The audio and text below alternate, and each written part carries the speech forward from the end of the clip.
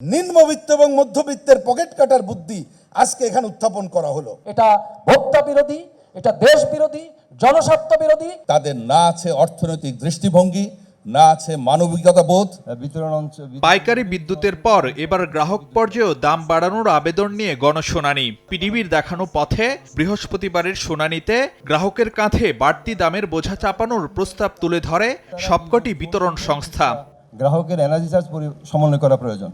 এসব প্রস্তাবে বিদ্যুতের গড় দাম 10% পর্যন্ত বাড়ানোর কথা বলা হয়। একই সঙ্গে পাইকারি পর্যায়ে যে দাম বাড়ানো হবে সেটিও এর সঙ্গে যুক্ত করার আবেদন করা হয়। বাল্কের বৃদ্ধি পেলে খুচরা মূল্য সমন্বয় করা প্রয়োজন। শুধু তাই নয়, বেসরকারি শিক্ষা প্রতিষ্ঠান ও হাসপাতালকে বাড়তি বিদ্যুৎ বিলের বাণিজ্যিক শ্রেণীতে অন্তর্ভুক্ত করা, প্রিপেড মিটার রিচার্জে ছাড় তুলে নেয়া, নতুন নতুন ফি আরোপের মতো বেশ কিছু বিতর্কিত প্রস্তাব দেয় বিভিন্ন বিতরণ কোম্পানি।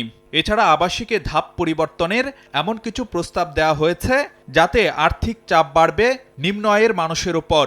75 খরচ করে শুধুমাত্র 76 ইউনিট বিদ্যুৎ ব্যবহার করবে, তার বিল আসবে আপনার 574 টাকা, অর্থাৎ বিল বেড়ে যাবে 159 টাকা 38%। দাম বৃদ্ধির প্রস্তাবে বিতরণ কোম্পানিগুলো যে রাজস্ব চাহিদার হিসেব নিকেশ উপস্থাপন করেছে তাতে বেশ কিছু অসামঞ্জস্য পেয়েছে বিআরসির কারিগরি মূল্যায়ন কমিটি।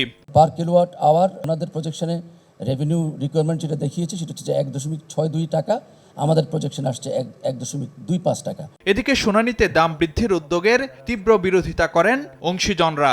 তাদের শঙ্কা, বিদ্যুতের দাম বাড়ার নেতিবাচক প্রভাব পড়বে জনজীবন, উৎপাদন খাত সহ সামগ্রিক অর্থনীতিতে। যে সমস্ত প্রস্তাবনা উপস্থাপন হয়েছে সবগুলোকে বয়কট করা উচিত, কারণ এগুলো যারা করেছে তাদের না আছে অর্থনৈতিক দৃষ্টিভঙ্গি, না আছে মানবিকতা বোধ। নতুন করে দেখলাম নিম্নবিত্ত এবং মধ্যবিত্তের পকেট কাটার বুদ্ধি আজকে এখানে উত্থাপন করা হলো। যে প্রস্তাব কি করে সাহস হয় আমি ভাবতে পারি না। এটা ভোক্তা বিরোধী, এটা দেশ বিরোধী, জনস্বার্থ বিরোধী।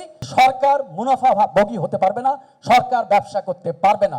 সরকার জনগণের কল্যাণ নিশ্চিত করবে, বিদ্যুৎ খাতে সে কোনো ব্যবসা করতে পারবে না। বিদ্যুতের দাম কি কি করলে কমানো যেতে পারে সেরকম একটা পরিকল্পনা কেন কেউ দেয় না? কুইক রেন্টাল প্রকল্পগুলো এবং আইপিপিগুলো তারা আসলে কি পরিমাণের মুনাফা এতদিন ধরে করেছে? আমাদের তো এটা পুনর্মূল্যায়নের সময় এসেছে।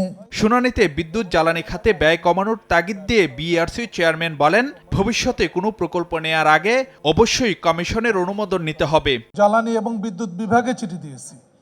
সো এটা অত্যন্ত সিরিয়াসলি আমরা দেখব যাতে কোনো প্রকল্প বিআরসির মতামত ছাড়া যেন পরিকল্পনা কমিশনে যেন না যায়। We will have to ensure it. আইন অনুযায়ী আগামী 60 দিনের মধ্যে দাম বাড়ানোর আবেদনের উপর আদেশ জারি করবে বিআরসি।